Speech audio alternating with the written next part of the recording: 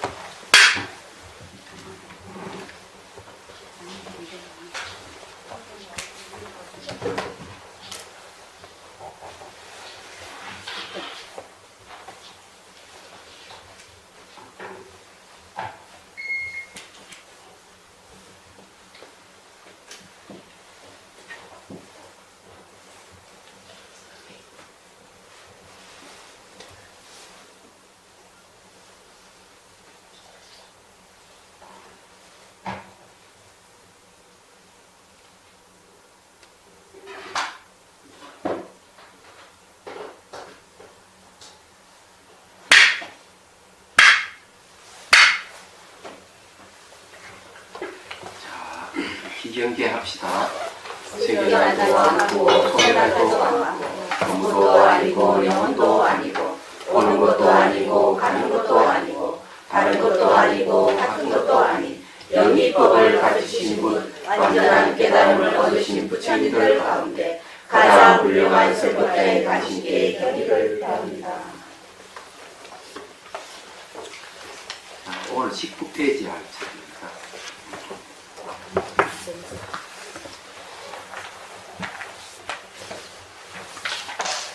우리가 이제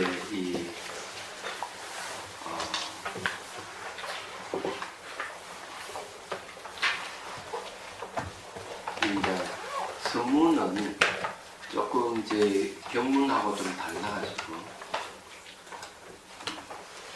좀 시원합니다.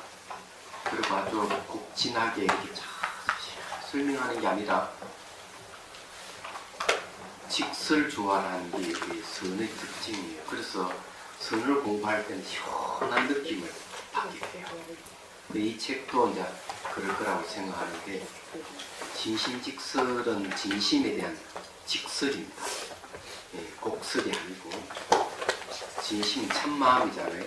그래서 이제 뭐 경전은 불성, 공성 이렇게 얘기하는데 선문에서는 진심 이렇게 이제 얘기를 하는 거예요. 그래서 이 보주국사께서 여기에 대해서 짤막한 글을 쓰면서 수행법까지 제시를 했기 때문에 여기 공부를 하면 조금 남다르지 않을까. 이 진심직설은 강의하는 데에는 아직 듣지 못했거든요. 우리가 처음이 아닐까 하는 생각도 합니다. 자, 19페이지 읽어볼게요. 묻는다. 바로 건데 두 번째 봉우리에서 간단한 가르침을 주시옵소서.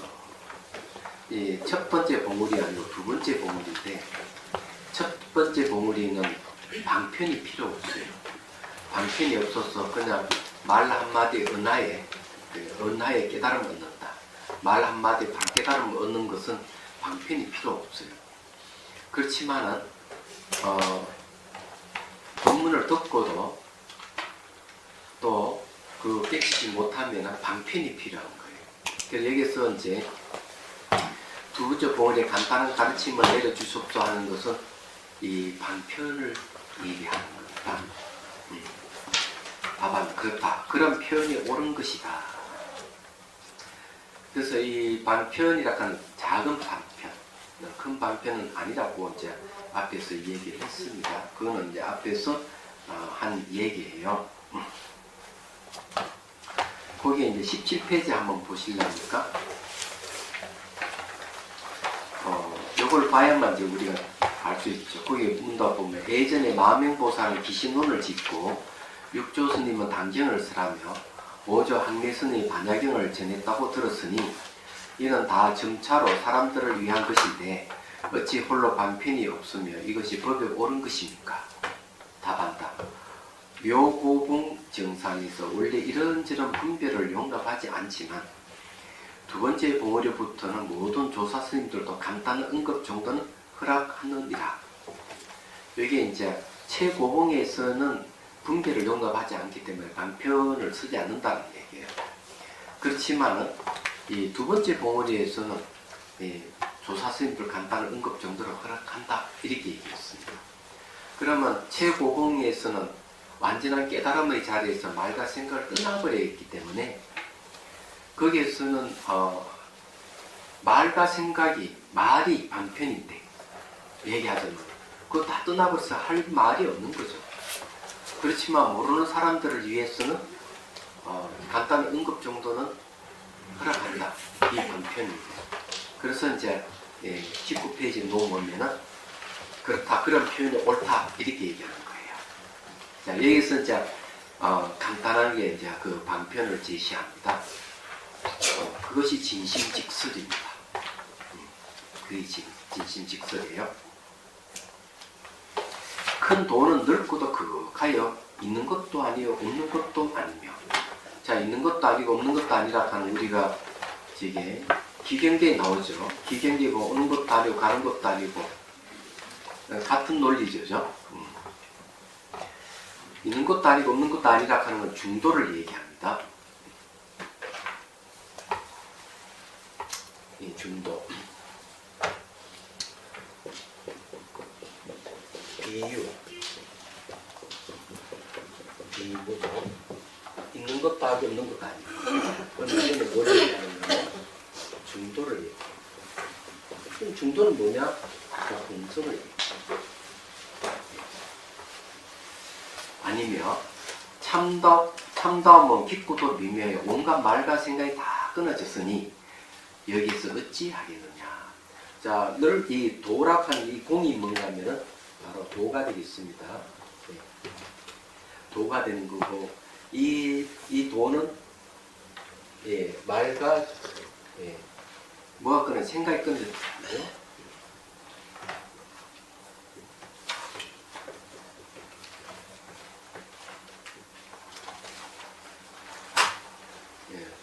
어쩔 수 없이 공이라고 그러고 어쩔 수 없이 도라고 어쩔 수 없이 이걸 진리라고 이렇게 얘기할 뿐이다. 말과 생각 다 끊어져 버렸어요. 자, 이제 말과 생각을 끊어졌으니 여기에서 어찌 하겠는가. 자, 말과 생각 끊어졌다고 하는 것에 대해서 제가 해석을 붙이죠. 다른 사람들은 어떻게 생각하는지 모르지만은 제가 주석을 하겠습니다. 제가 수행을 지도하면서 가장 난감하게 느껴진 게 어떤 것이냐 하는 거예요.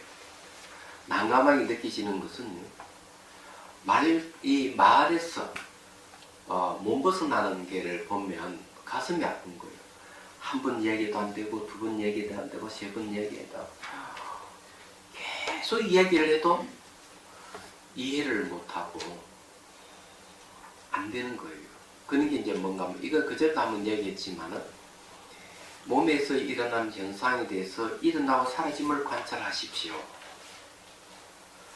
정신 현상이든 물질 현상이든 일어나고 사라지고 반복하기 때문에 그걸 관찰하십시오. 이렇게 얘기를 하는데도 잘 안 되는 거예요. 현상에 대한 얘기만 하는 현상을 일어나고 사라짐을 얘기해야 되는데 일어나고 사라짐을 얘기를 안 하는 거죠. 그러니까 현상만 얘기해요. 그는 현상은 다 이름을 명칭을 붙일 수 있는 겁니다. 그래서 제가 이 물질 현상, 몸에 일어나는 물질 현상이 생겼다 사라졌다 하는 걸 보면은 거기서 언어를 붙일 수 없다 하는 걸 알게 됩니다. 말과 생각을 그때부터 떠나기 시작합니다. 이렇게 얘기를 하면 그것이는 그렇군요 하고 말지. 그 다음에 이제 한 일주일 뒤에 수행 점검해 보면은 안 되는 거예요. 예. 역시 명칭을 붙일 수 있는 현상에 대한 얘기를 하는 거예요. 이게 그냥 쉬운 게 아니고 어렵다 그런 얘기. 자, 그래서 이제 이 말과 생각이 끊어졌다 하는데 말과 생각 끊어진 자리에 들어가려면은 뭘 관찰해야 되는가? 무상을 관찰해야 돼요. 무상은 이제 변하잖아요. 매 순간 변하는 것은 여기에서는 모양도 없고 색깔도 없어요. 그러면은 모양도 없고 색깔도 없으면 뭐가 없습니까? 명칭이 없는 거죠. 그럼 명칭이 없기 때문에 여기에 말과 생각이 끊어집니다. 말을 할 수 없다 하는 생각할 수 없다. 그래서 몸에서 일어나고 사라지는 물질적 현상을 관찰할 때도 이 무상이라 하는 것은 일어남, 사라짐이에요. 이걸 이제 관찰하셔야 돼요. 그 관찰하면 이제 되는데, 정확하게 이제 무상 관찰을 하는 거는요, 과거, 현재, 미래로 나눕니다. 과거는 지나갈 수 없고, 미래는 오지 않을 수 없고, 현재는 일어남과 사라짐. 이 두 가지밖에 없어요. 그러면서 일어나고 사라짐을 보면서 머물지 않는다 했죠. 현상이 머물지 않음에 머물러. 이렇게 이제 얘기를 하죠. 그러면은 그 자리는 아무리 그 명칭을 붙일 수 없어요. 매 순간 변하기 때문에, 변하면서 자취를 남기지 않기 때문에. 그럼 물질 현상만 그런 게 있냐? 정신 현상도 똑같아요. 얘기하자면. 그럼 말과 생각을 끝나는 겁니다. 그럼 무상은 내 육체에만 한정되느냐, 정신 현상에만 한정되느냐 하면 그렇지 않다. 뭔가 마음이 그러면 보이로 들리는 이 세계도 우주도 일어나고 사라집니다. 벗어나질 않는 거예요. 이것이 이제 이파사나, 남바 이파사나에서 얘기하는 말과 생각을 떠나는 방법이에요. 이건 초기 불교부터 있어온 방법입니다. 경전에서 나오고요. 그러면은 선수행 하시는 분들이 말과 생각을 떠나는 건 어떻게 떠나느냐 하는 거죠. 그런 게 있을 거 아니에요. 그래서 여기 지금 제가 얘기하는 이런 방법은 빨리경전, 그러니까 빨리 전통의 수행법에서 하는 방법이에요. 그럼 중국 전통에서는 그 어떤 방법을 사용하느냐 하는 거죠. 이런 게 이제 있는 겁니다. 기본적으로는 분석하는 방법을 쓰죠. 논리적으로. 그래서 직접인식과 간접인식, 이 추론이죠.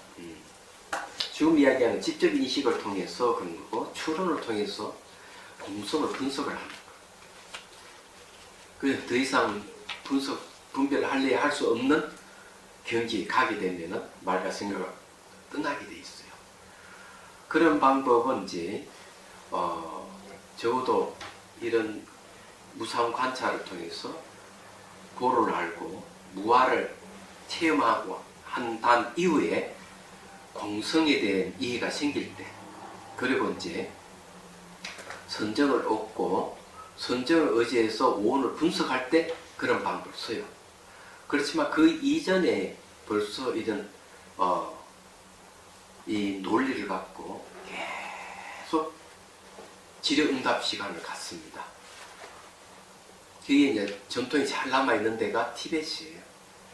티벳에서 이제 이렇게 탁 치면서 질문하고 서서 앉은 사람이 답변을 하고, 이런 게 이제 시험도 그렇게 치고 공부도 그렇게 한다, 이렇게 얘기를 하는 거예요. 근데 이제 화두를 참고할 때는 어떻게 하느냐?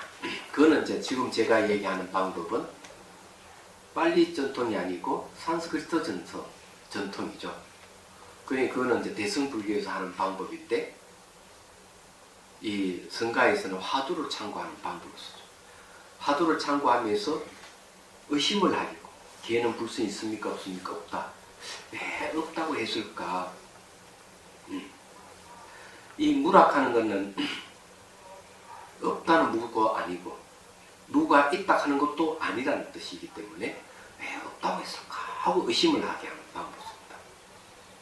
그런 의심이라고 하는 것은 한 발짝도 나아갈 수 없는 걸 얘기해요. 의심 자체가 판단 중지를 요구하는 방법이에요. 계속 의심하고 의심하면은 몸과 마음과 의심하는 것이 한 덩어리가 돼서 타승일편을 이루고 있는데, 그러면서 말과 생각을 떠나서 죽이게 벗어나 쪽으로 가는 거예요. 이런 방법을 쓰는 겁니다. 이 말과 생각을 끝나는 방법을 제가 그래서 말과 생각을 끝난 그 자리에 들어가는 거예요. 그러면 기본적인 그러면 가장 핵심이 뭐냐면은 주관과 객관이 딱 상대하면은 뭐가 생깁니까? 생각이 일어나고 말이 생기는 거예요. 주객이 상대할 때는. 주객이 상대할 때는 어느 때예요? 그 여러분 집에 가정이 다 주객이 상대하고 있잖아요. 부부싸움 안 합니까? 형제간에 싸우죠? 전부 다 주객이 상대하고 있을 때 늘 말이 오고 가고 옳고 그름을 따지고 난리치는 거예요. 이게 우리가 살고 있는 세계예요. 트럼프가 한마디 했대. 아침에 보니까 그것을 예루살렘을 이스라엘 수도로 정하겠다고 선언을 했더군. 그래서 지금 발칵 뒤집혔어요. 지금 얘기하잖아. 그거는 기독교, 이슬람, 유대교 이 세 종교의 성지예요. 그게 그 어떤 쪽도 그게 속해져 있지 않는데 미국이 그냥 트럼프가 한마디를 하니까 좀 난리가 나는 거죠. 이게 이제 주객 상대하는 전형적인 모습이에요. 앞으로 세계가 좀 더 어떻게 될지 알 수 있어요. 트럼프가 등장함으로 해서 세계가 지금 난리야. 얘기하자면 남북 문제도 아주 그렇고 모든 게 그냥 이 트럼프 말 한마디 말을 내뺀다 하는 그 사람의 감정 생각하고 관계 있거든요. 어떤 감정을 어떤 생각을 하고에 따라서 그래서 이게 우왕좌왕한 거죠. 재밌어요. 그게 지금 뭐 주객 상대에서 이거는. 근데 이 주관 객관이 싹 사라져 버리면은 말과 생각을 떠나는데 그 세계에는 이제 비로소 말과 생각에 의해서 이 세계가 고정되어 있고 분리되어 있고 스스로 존재하는 같이 보이는 세계에서 싹 벗어나요. 모든 존재의 끝이에요. 궁극이라는 거죠. 궁극을 한번 보고 나온 사람은 시비를 하지 않아. 얘기하죠. 그리고 차별 같은 걸 하지 않아. 높고 낮음을 안 따져. 자유인이에요. 이걸 추구하는 것이 불교에서 추구하는 방법. 그래서 여기 지금 보조국사께서는 자, 이 말과 생각 다 끊어졌는데 여기서 어찌 하겠는가? 그 우리가 이 보조국사의 말을 한번 들어보도록 하죠. 그러므로 그 문 안에 들어가지 못한 사람은 8만 대장경을 모두 챙겨 읽었더라도 많다고 할 수 없는 것이요. 그러니까 그 문 안에 못 들어간 사람은 8만 대장경 다 읽더라도 많다고 할 수 없다. 못 들어갔기 때문에. 그 문 안에 들어가기만 하면은 되는데 참 마음을 훤히 깨친 사람은 다만 한마디 말을 던지는 것도 벌써 군더더기 뿐입니다. 참 마음을 다 깨친 사람은 말이 필요 없다는 거죠. 말과 생각을 끄는 자리에 들어갔는데. 그래서 이제 뭐가 필요한 줄 아세요? 생각이 일어나지 않겠고 말이 튀어나오지 않겠고 선사들이 방편을 쓰는 거예요. 그래서 등장한 게 뭔가 아주 과격한 방법을 씁니다. 덕산 스님은 말을 하려고 그러면 몽둥이가 팍 때려요. 임재 스님은 고함을 꽥 질러.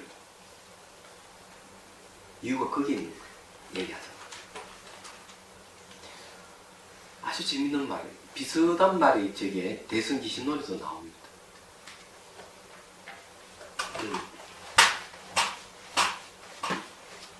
말과 생각을 끝난 자리를 대승기신론에는 진여라고 얘기해요. 진여. 이 진여의 다른 이름이 바로 공성을 얘기하고 있죠. 중도를 얘기합니다. 그런데 이제 진여가. 근데 이 진여를 얘기하면서 어쩔 수 없이 그걸 진여라 했다. 말과 생각을 끝났는데 그걸 표현하려니까 어쩔 수 없이 진여라 했다. 이렇게 얘기합니다. 허망하지 않아서 진이요. 바뀌지 않아서 여라 그랬어요. 그 자리는 주객이 없는 자리요. 근데 뭐라고 얘기하는 거냐? 이 수많은 말들이 많은데 진열학하는 이 말 한마디로 싹 다 쓸어버렸다. 이렇게 얘기하는 거예요. 그 비유를 이렇게 들어요. 아이들이 막 떠들면 선생님 앞에 가지고 주먹! 이러면은 조용해지잖아요. 마찬가지로 이 진열학하는 말 한마디로 천하를 평정을 해버린다. 그래도 이건 어쩔 수 없이 진열하고 했을 뿐이다. 그럼 여기도 어쩔 수 없이 진심이라고 했다. 진심이나 진열나 같은 말이에요. 그런데 이제 이걸 진심을 표현하는 데 있어서 말 한마디 던지는 것도 벌써 군더더기다. 이렇게 해요. 그래서 이제 그게 배감록에서는 입을 뻥끗하면 혀가 잘린다. 이렇게. 가격한 말이죠. 진리 세계는 말과 생각을 떠났기 때문에 입을 뻥끗한다 하는 마음 움직임이 벌써 있다는, 마음 움직임이 생길 때는 혀가 잘린다. 용납하지 않는다는 얘기죠. 근데 그 세계에 들어가는 방법 제가 얘기했죠. 무상 관찰에서 들어가고 화두를 참고해서 그 세계로 들어간다는 얘기죠. 그리고 이제 대성에서는 분석을 통해서 그 들어간다. 기억을 해두십시오. 자, 이제 부처님의 뜻에 어긋나는 잘못으로 눈썹이 빠질지도 모를 형벌을 두려워하지 않고 중생을 위하여 힘이 닿는 대로 상가 몇 장의 글을 써서 참 마음을 드러내고자 하니 이것으로 도에 들어가는 기반을 삼기를 바라면서 이 글로 진심직설의 서문을 씁니다. 이 진심직설의 서문이 이 방편은 어쩔 수 없이. 자, 첫 장 끝납니다. 드디어 이제 본문에 들어갑니다. 제1장입니다. 참마음을 알아야 바른 믿음 이랬네요. 진심, 정심입니다.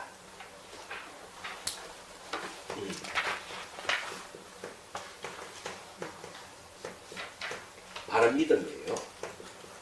내가 이 믿음 때문에 전화를 제가 오늘 아침부터 벼락까지 전화가 왔는데 어제도 전화를 받았고 걔는 지금 미국에서 전화 온 거예요. 목사님이 전화하셨어요. 이 목사님이 왜 자꾸 전화를 하나 그 이유를 어제 전화를 받고 대화를 하면서 알았어요. 대성기신론이잖아요. 그죠? 그것도 제가 이제 이 유튜브에 올라가 있는 대성기신론을 강의를 듣고 있대요. 60강까지 들어갑니다. 이 목사님이.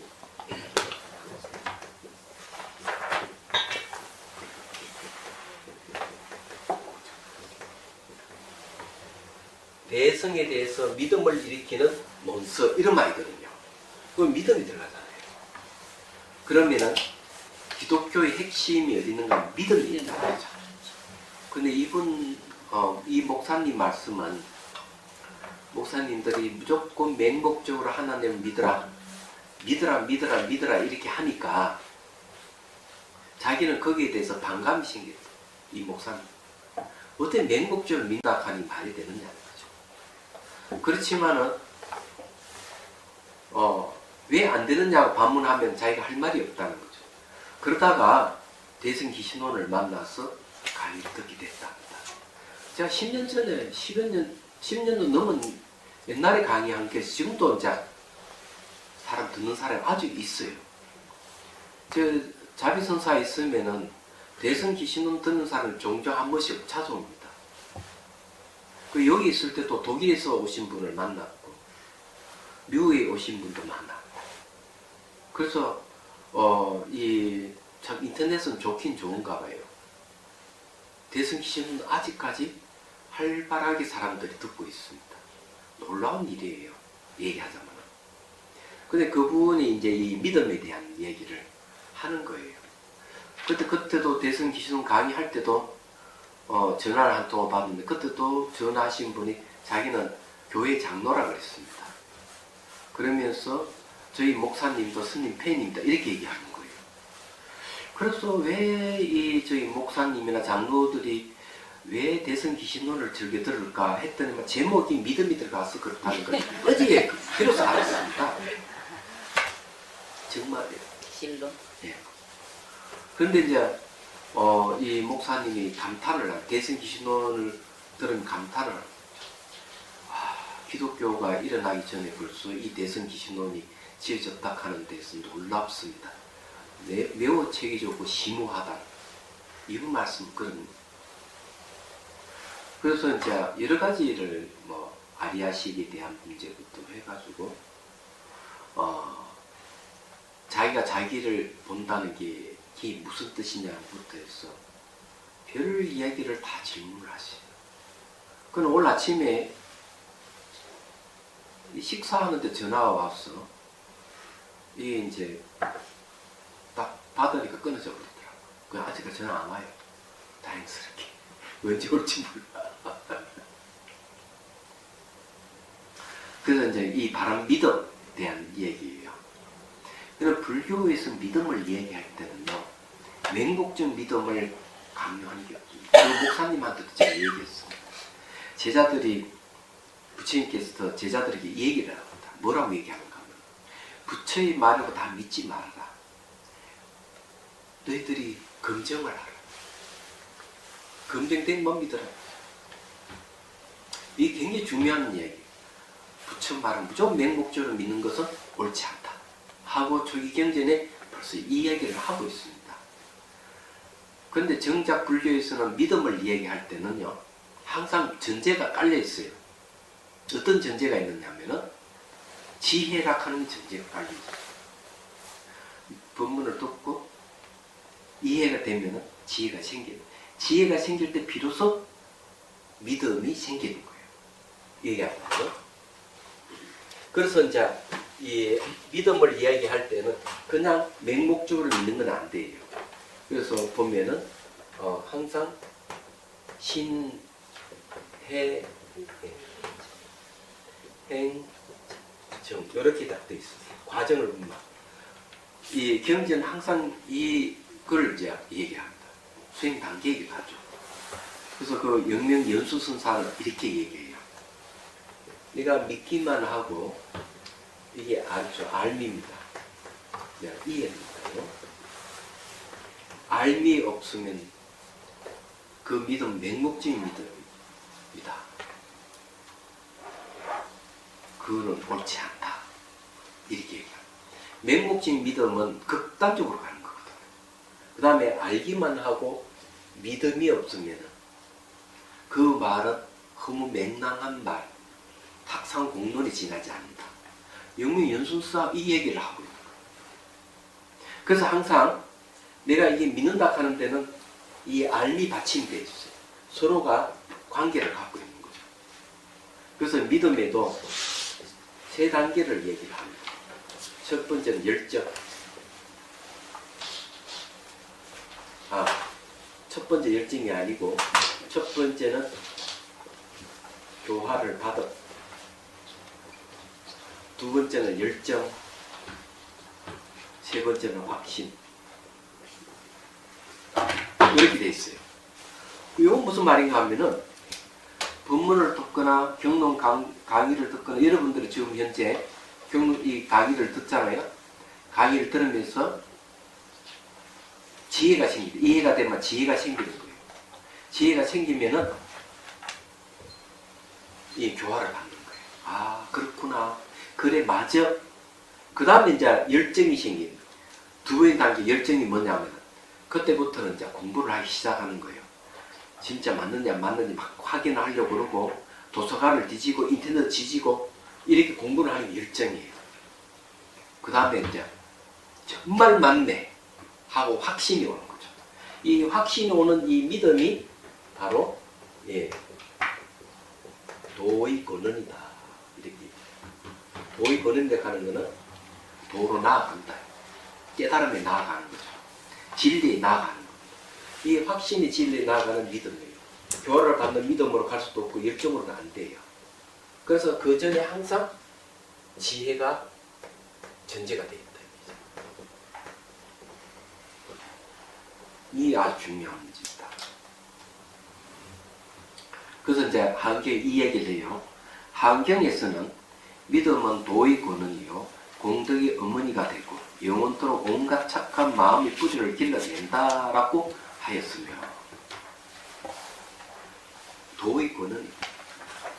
그래서 이제 이 믿음이 생기려면은 문사수가 필요해요. 그래서 처음에는 이제 법문을 듣고 두 번째는 사유. 그러면은 내가 법을 듣고 법을 사유하게 되면은 뭐가 생기느냐? 믿음이 생깁니다. 왜? 내가 들음으로써 이루어지는 지혜가 있고요. 약해요. 들음으로써 이루어지는 지혜는 내가 법문을 듣고 이해가 되는 정도는 힘이 약해요. 그럼 어떻게 되냐? 사유를 해야 돼. 들었던 법문을 내가 다시 깊이 사유를 하면은 바로 이 깊이가 있는 이 지혜가 더 깊어지는 거예요. 얘기하는 거. 그래서 이제 경전에서 뭐냐? 이 지혜에 의해 가지고 믿음이 생긴다.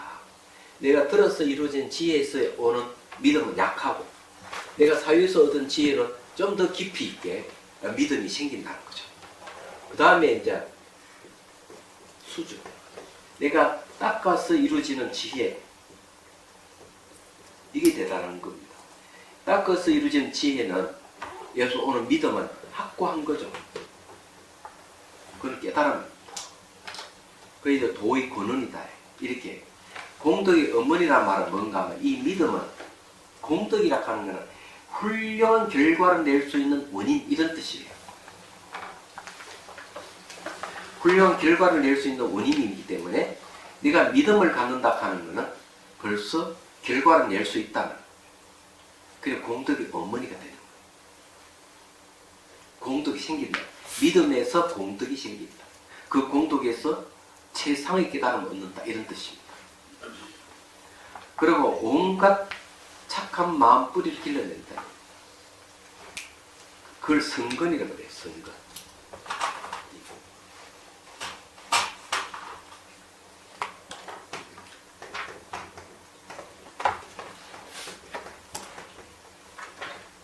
성근이라고. 착한 뿌리. 부처님은 선의 착함을 완성하신 분, 착함을 완성하신 분이 부처님이에요.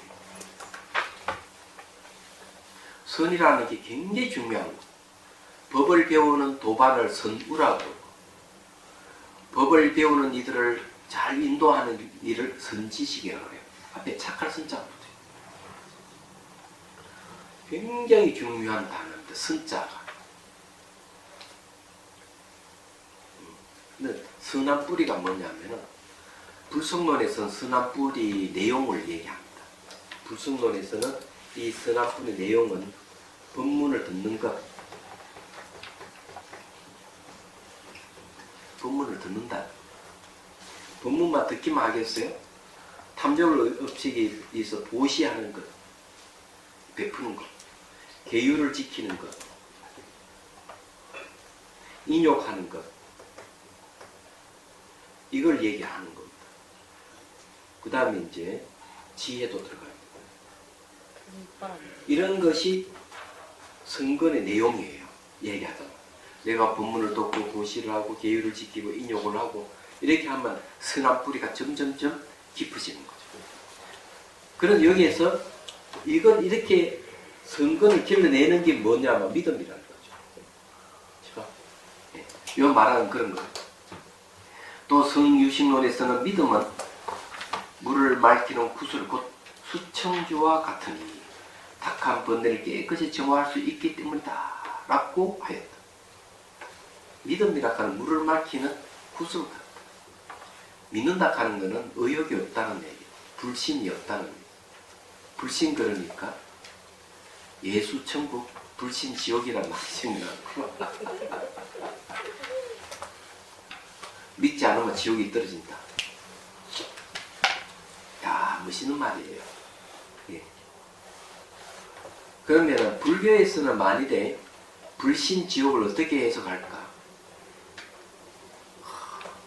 믿지 않으면 지옥에 떨어진다 하는 것은 심리적으로 마음이 지옥의 심리를 갖는다는 소리와 같은 내용.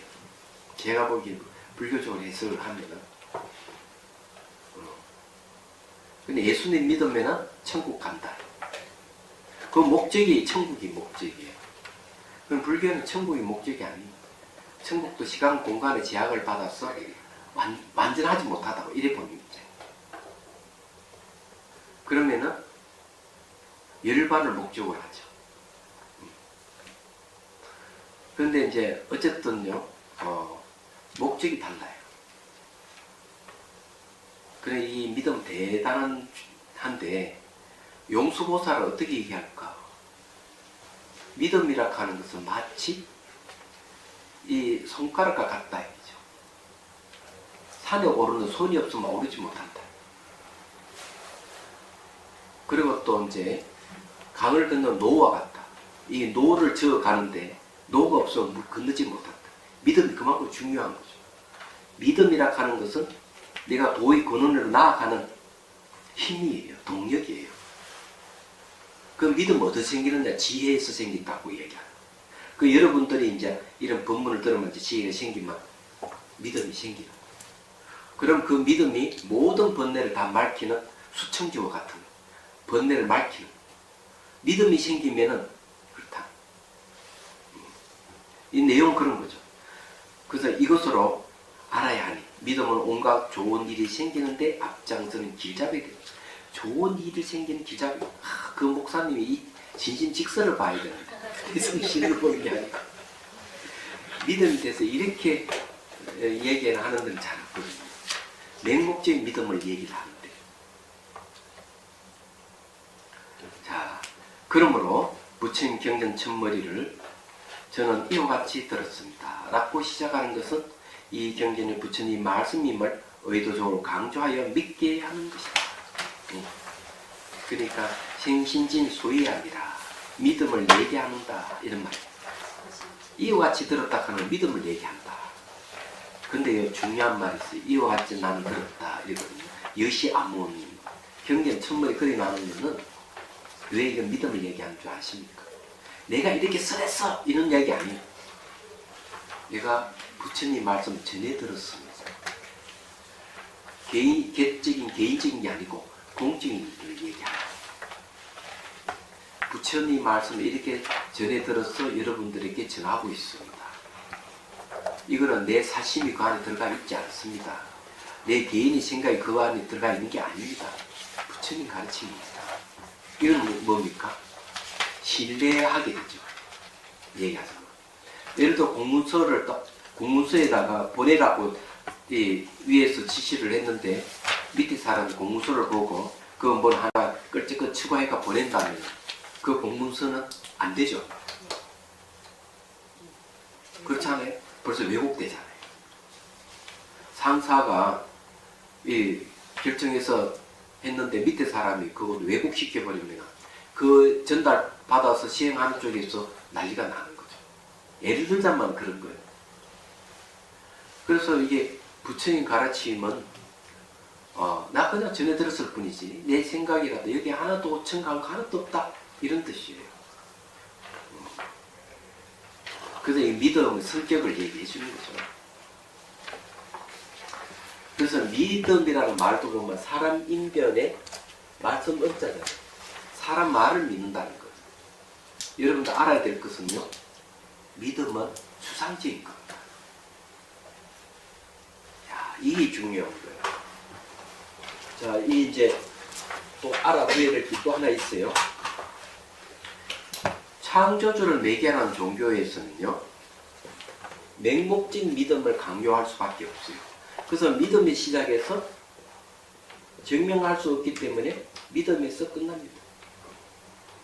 그러면 그네들이 증명하는 방법은 뭔 줄 아십니까?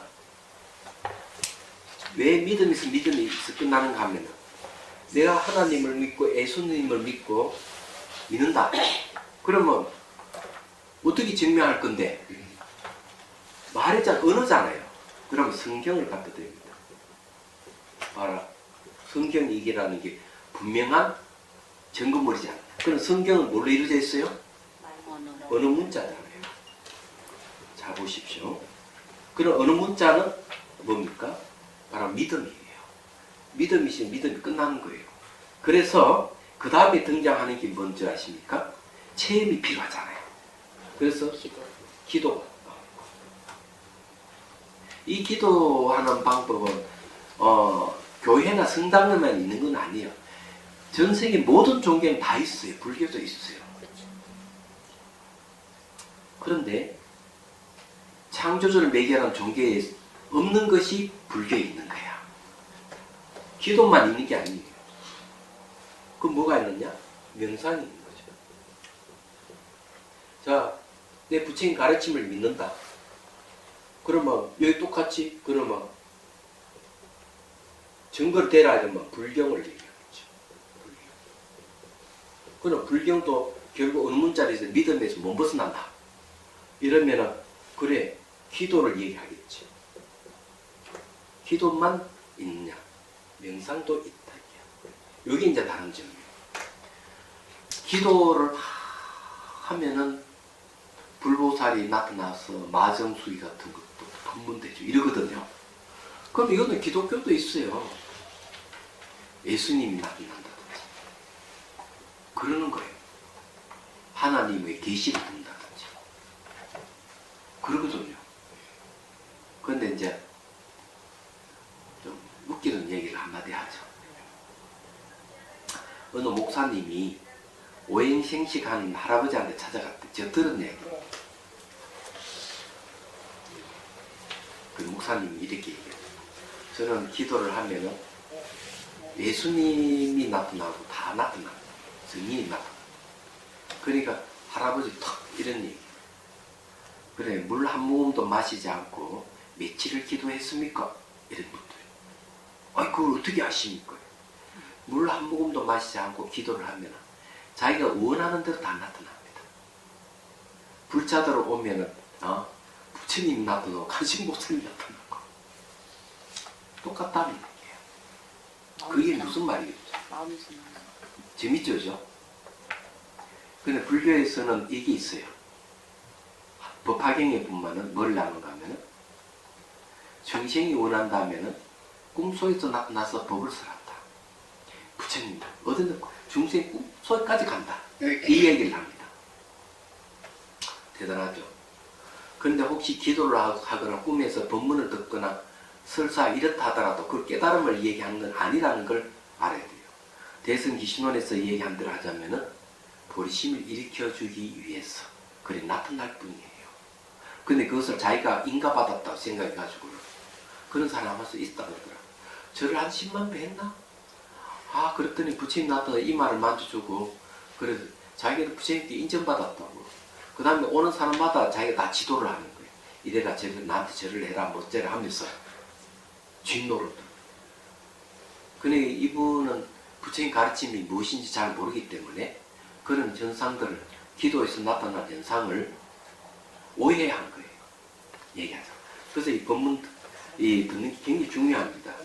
그래서 이게 기도만 있는 게 아니라 명상이라고 하는 게 이 명상하는 방법이 명상이 뭐냐면 수행하는 거 아니에요. 그죠? 수행하는 건데 이것이 이 가르침을 증명하는 방법이에요.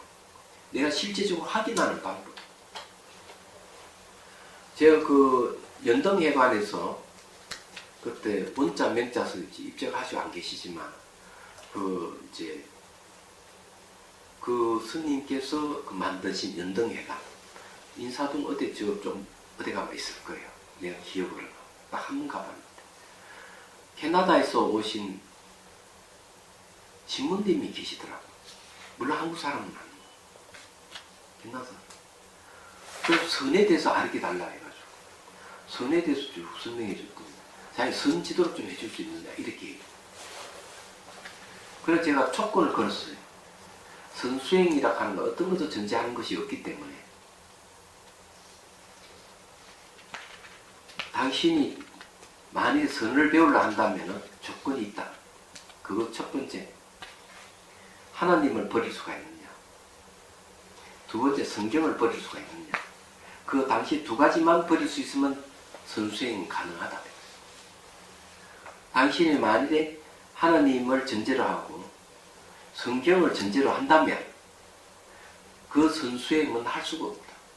전제에 의한 결과가 나오기 때문에 그건 선수행이 아니다. 수행은 어떤 것도 전제를 하는 게 아니에요. 얘기하자면 확인하는 방법만 가르쳐줘요.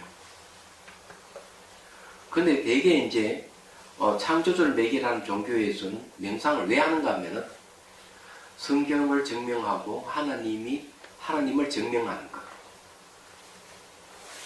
그 말은 맞는데 증명하기만 아니라 합의를 하려고 하는 것. 이런 것이 있어요. 그래서 제가 그 얘기를 했습니다. 자, 이제 봅시다. 성가의 믿음과 교학의 믿음은 어떤 차이가 있습니까?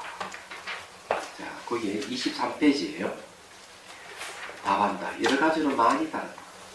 교학에서는 인천으로 하여금 사람과 하늘이죠. 하늘은 하늘 신들까지 포함해서 하는 거예요. 인천으로 하여금 인과를 믿게 한다. 복도의 즐거움을 좋아하는 사람이 있다면 그들에게 10가지 착한 일이 오묘한 원인이 돼요. 그 결과로 인간은 천상에 태어나는 복도의 즐거움을 받는다는 것을 믿게 합니다. 요거는 인천교라고 합니다. 천인교라고 합니다. 공주를 즐기는 사람이 있다면 그들에게 생멸의 인연을 아는 것이 올바른 원인이 돼요.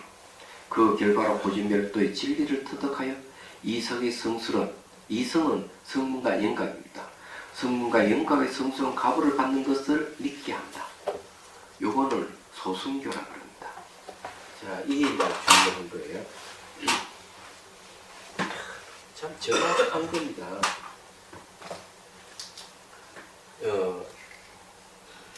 불교에서 말하는 불교 안에 인천교가 있다. 또는 천인교라고 합니다. 두 번째 이제 소승교를 얘기합니다.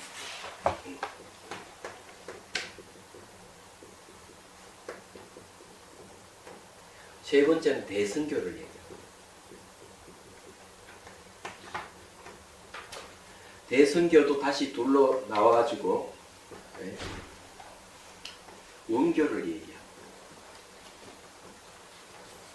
또는 그 다음에 이제 시교를 얘기하기도 하고 별교를 얘기하기도 하고. 어쨌든요, 불교 안에 종교가 세 가지나 있는 거예요. 그러면 인천교는 하근기가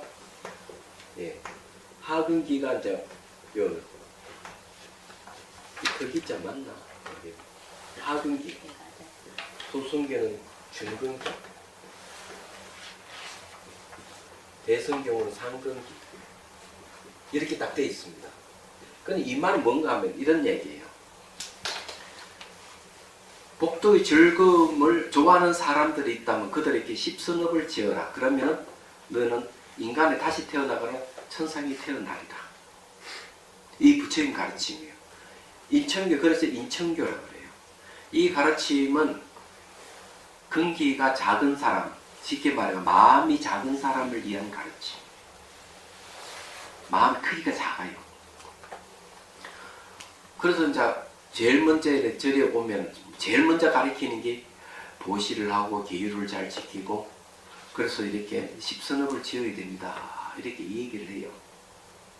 근데 근기가 조금 수승해지면 그 다음에 이제 고진멸도 사성기를 가르칩니다. 이 근기가 결정되어 있지 않다는 데 아주 중요해요. 근기가 결정이 안 돼 있어요. 그러면서 천국이라 하는 것은, 천상이 태어나는 것은 그거는 오래 살 수는 있지만 그래도 정도병사를 하기 때문에 정도병사 한다는 거죠. 궁극이 아니다. 열반을 얻어야 된다. 열반은 시간 공간을 완전히 벗어난 불사의 경지다. 그게 바로 소승교에서 얘기합니다.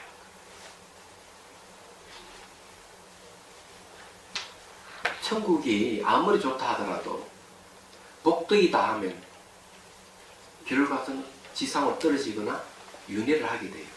그래서 경전이 이렇게 얘기합니다. 죽음에 임박하게 될 때 우선 천인들은 하늘에 있는 신들은 몸에서 빛이 사라진다. 그리고 몸에 냄새가 나기 시작한다. 냄새가 나. 빛이 사라져 냄새가 나면서 다른 천인들이 멀리 한다는 거죠. 그까지는 괜찮아. 너무 괴로운 거는 천인들의 특징은 천 안에 있어요. 하늘에 눈이 있는 거야. 천안은 뭔가 미래를 볼 수 있는 능력이에요. 자기가 다 보는 자기가 어디 태어날 것이 아는 거야. 인간으로 태어나거나 지옥에 태어나거나 축생으로 태어나거나 이걸 아는 거야. 그것이 너무 괴로운 거예요. 그래서 초기경전도 보면은 어느 범천이 자기 이제 죽음의 임박에 있다 하는 걸 알게 되고, 그래서 이제 부처님에게 나타나서 부처님께 공양 올려 법문을 따라요. 공양 올리고 법문 듣는 그 힘으로 순간적으로 죽었다가 다시 천일로 다시 태어나는 얘기가 초기경전에 나옵니다. 대단한 것이죠. 이 수다리 파타에 나오는 거 어떤 거 나오는 거예요. 이런 보시라 하는 굉장히 중요한 이유 거기 있습니다. 보시를 누구한테 하느냐? 일반 사람한테보다는 계율을 지키는 사람들께, 계율을 지키는 일반 사람보다는 수행자에게, 수행자들 중에서 스님에게, 스님들 중에서도 그래도 깨달은 분에게, 깨달은 분보다는 누구예요? 부처님에게. 이게 육교경이 나옵니다. 그 보시의 공덕의 차이가 있는 거예요. 그렇지만 이런 것도 있어요. 가난한 사람에게 베풀거나 병자에게 간호를 하는 것은 부처님께 공양 올리는 것과 똑같다. 이 이야기도 하겠네요. 공적을 즐기는 사람은 공적을 즐긴다 하는 건 바로 열반을 추구하는 사람들을 얘기합니다. 그래서 생멸의 인연을 아는 것이 올바른 원인이 되어 그 결과 고유멸도의 진리를 터득할 성문영가의 성스러운 각오를 받는 것을 믿게 한다. 생멸의 인연을 안다는 말은 이런 말이에요. 이거는 이 고사는 잘 알죠. 그 설산동자에게 제가 어릴 때 초등학교 교과서에 나오는 내용인데 설산동자 나옵니다. 그래서 이제 수행하는 이 청년에게 시생멸의 재행이 무상하니 시생멸법이다 이런 말이더래요. 그럼 누가 얘기하는가 보니까 웬 사람 이야기하는데 나찰이야. 그 뒷구질이 있을 텐데 그것도 좀 얘기해 주지 이러니까 내가 배고파서 말할 힘이 없어.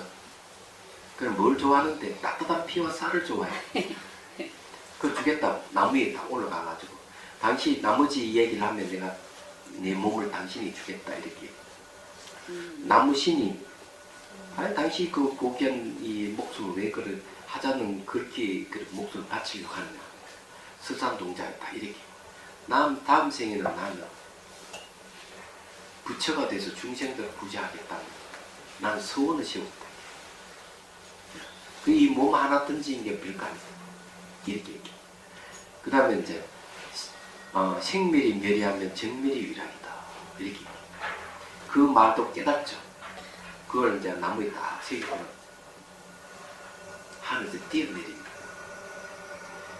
재행이 무상이야. 모든 것은 다 변하는 것이고 변하는 것은 생겼다 사라졌다 하는 것이 다 그 생겼다 사라졌다 하는 게 다 사라져 버리면 그 정멸 여기서 공적을 내. 그것이 바로 진실한 즐거움이다. 제가 이제 얼마 전에 알쓸신잡이라는 프로를 봤어요. 거기에 보니까 그 과학자가 동선이라는 과학자가 재미있는 얘기를 했어요. 영생에 대한 얘기를 이제 나누는데 뭘 얘기를 하고 있느냐 이 얘기를 하고 있어요. 사람은 이 과학은 인간이 영원히 살고자 하는 욕망이 의해서 과학이 발전해 간다는 걸 얘기를 합니다. 그러면서 열역학 제1법칙은 에너지 보존의 법칙을 얘기해요.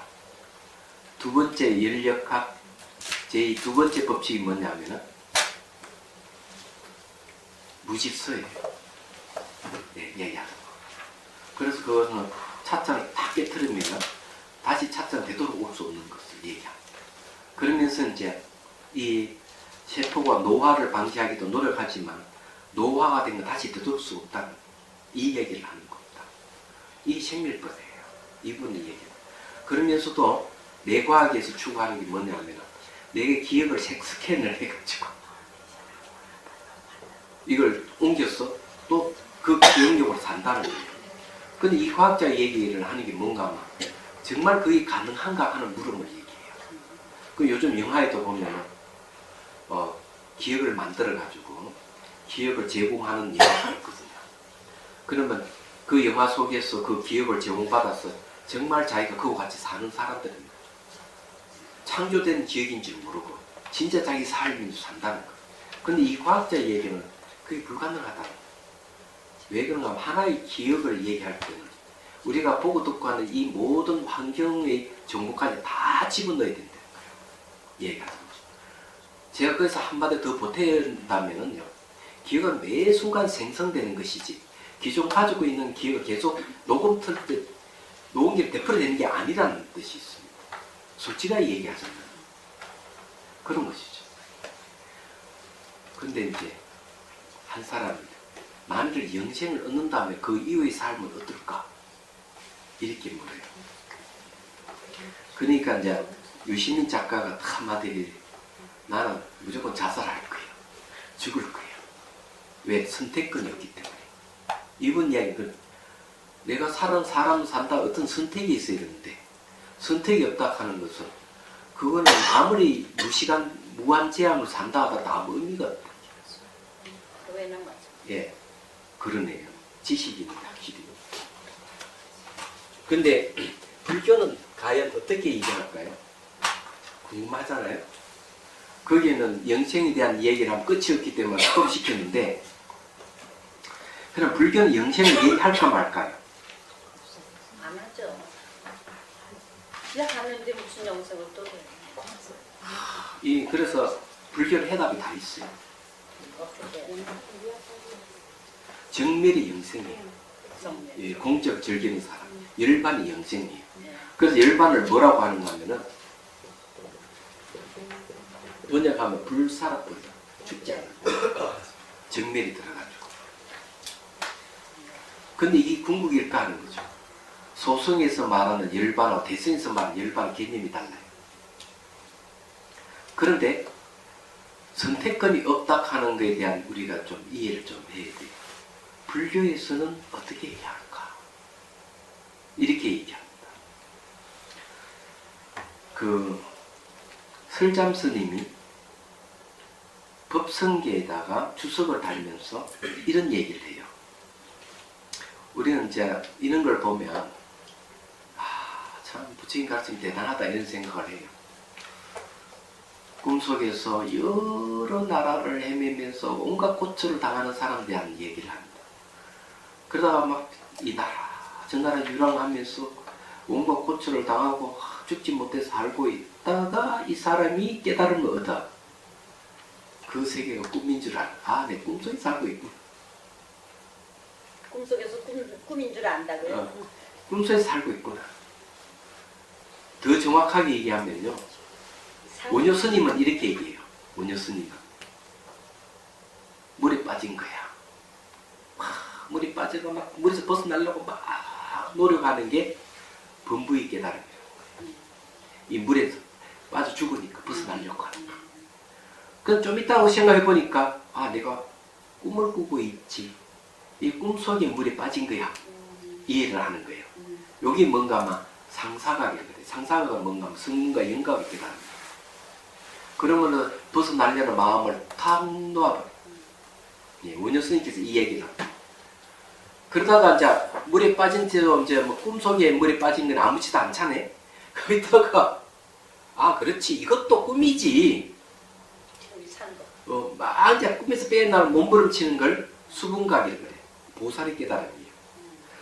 몸부림치고 탁 깨닫고 보니까 침상에서 한 발짝 벗어난 적이 없는 거예요. 그러니까 설잠스님도 똑같이 온갖 세계를 다 유랑하다가 꿈인 줄 알고 깨어나 보니까 침상에서 한 발짝 벗어나지 않아요. 그러면 이 내용의 모티브가 어디서 나왔을까? 하은경 입법계품에서 나온 거예요. 하은경 입법계품에서 선제동자가 53선지식을 찾아다니면서 마지막 깨달음을 얻어요. 근데 뭐라 얘기합니까? 처음부터 법계에서 벗어난 적이 없다.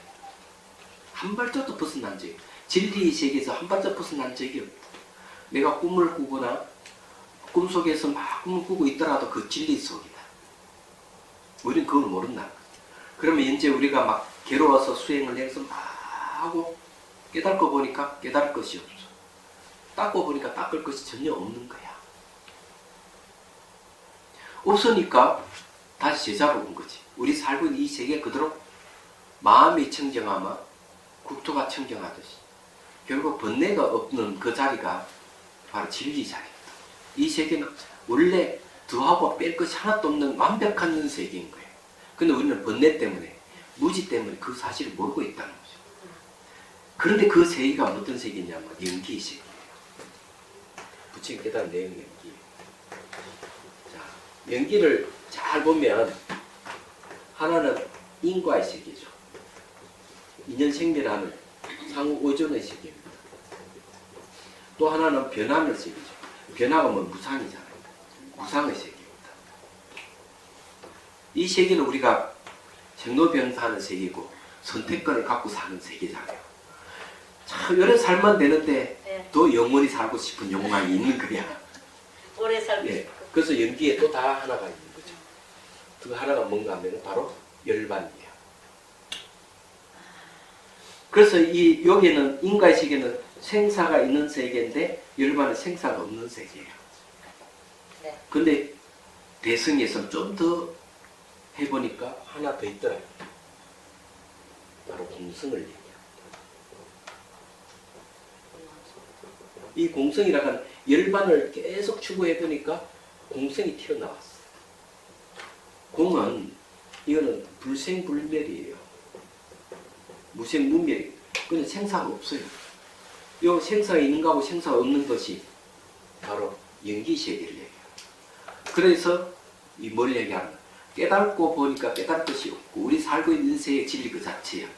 쉽게 말해가 번뇌가 싹 사라져버린 공성을 내 깨닫고 보니까 열반이 머물 필요가 없어요. 일체법이 다 열반이에요. 알고 보니까.